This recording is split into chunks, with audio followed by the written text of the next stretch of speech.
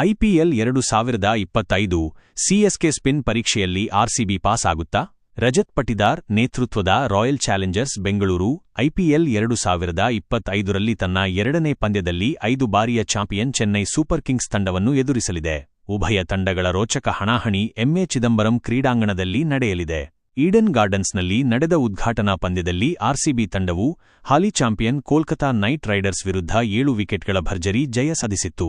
ಈ ಮೂಲಕ ಐಪಿಎಲ್ 2025ರ ಸೀಸನನ್ನು ಅದ್ಭುತವಾಗಿ ಆರಂಭಿಸಿತು.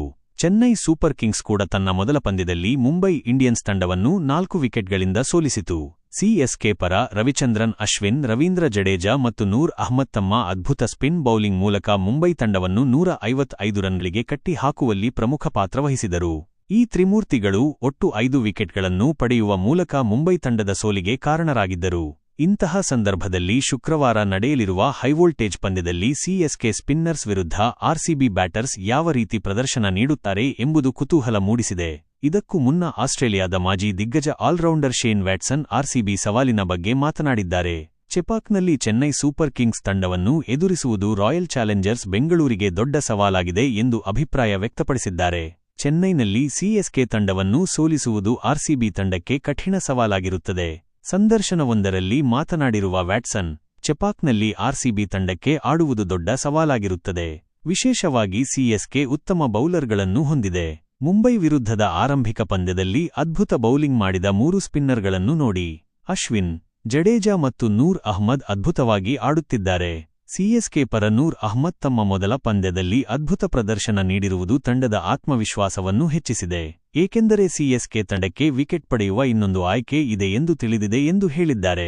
ಸ್ಪಿನ್ ಪರೀಕ್ಷೆ ಪಾಸಾಗಲು ಸಲಹೆ ಸಿಎಸ್ಕೆ ತಂಡದ ಸ್ಪಿನ್ ಪ್ರಾಬಲ್ಯವನ್ನು ಹತ್ತಿಕ್ಕಲು ಆರ್ಸಿಬಿ ತಂಡಕ್ಕೆ ವ್ಯಾಟ್ಸನ್ ಸಲಹೆ ನೀಡಿದ್ದಾರೆ. ಸಿಎಸ್ಕೆ ಸ್ಪಿನ್ ದಾಳಿ ಎದುರಿಸಲು ಆರ್ಸಿಬಿ ತನ್ನ ಪ್ಲೇಯಿಂಗ್ 11ರಲ್ಲಿ ಬದಲಾವಣೆ ಮಾಡಬೇಕು ಎಂದಿದ್ದಾರೆ. ಚೆಪಾಕ್ ಒಂದು ಕೋಟೆ ಎಂದು ತಪ್ಪಾಗಿ ಭಾವಿಸಬೇಡಿ.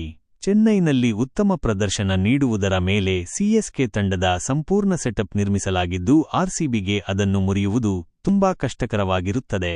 ಹೀಗಾಗಿ ಆರ್ಸಿಬಿ ತಂಡದಿಂದ ಯಾರಾದರೂ ಪಂದ್ಯವನ್ನು ಗೆಲ್ಲಲು ವಿಶೇಷವಾದದ್ದನ್ನು ಮಾಡಬೇಕು. ಇದಕ್ಕೆ ಪ್ಲೇಯಿಂಗ್ 11 ಬದಲಾವಣೆ ಮಾಡಬೇಕು ಎಂದಿದ್ದಾರೆ. ಆರ್ಸಿಬಿ ಪರ ಕೃನಾಲ್ ಪಾಂಡ್ಯ ಮತ್ತು ಸುಯಾಶ್ ಶರ್ಮಾ ಅವರಂತಹ ಸ್ಪಿನ್ನರ್ಗಳಿದ್ದಾರೆ.